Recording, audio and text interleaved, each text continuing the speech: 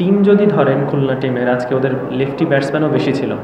আপনি যদি উপর থেকে ধরেন নাইম, আফিফ, ইমরুল কায়েস, নেওয়াজ, কিন্তু নাসুম থেকে শুরু করে 6 জন একটা লেফটি ব্যাটসম্যান ছিল। সো সবসময় আসলে এই জিনিসগুলো কাজ করবে না। আজকে কাজ করেছে, এর মানে না যে আপনার সব ম্যাচে ওকে আমি 4 ওভার বোলিং করাতে পারবো।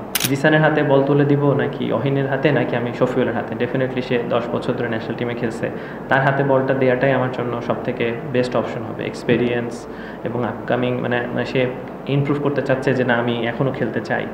সো সেই ক্ষেত্রে আসলে ক্যাপ্টেন হিসাবে আর অবশ্যই ডিসিশন আমি তাসকিনের কাছ থেকে নেই, অনেক সময় ইয়াসিরের কাছ থেকে নেই, আমাদের এত বড় একটা লিজেন্ডারি কোচ আছে এজাজ আহমেদ, তার কাছ থেকে নেওয়া হয়। তো আসলে সবার কাছ থেকে প্ল্যান করে আসলে বলটা একটা প্লেয়ারের হাতে তুলে দেওয়া হয়। তো যখন সে এক্সিকিউশন করতে পারে না তখনই আমরা আসলে প্ল্যানটা একটু চেঞ্জ করেছি যে আমরা আসলে কীভাবে যেতে পারি। সো আজকে ওদের লেফটি ব্যাটসম্যানও বেশি ছিল, নাহলে হয়তো আজকেও আনা লাগতে পারতো।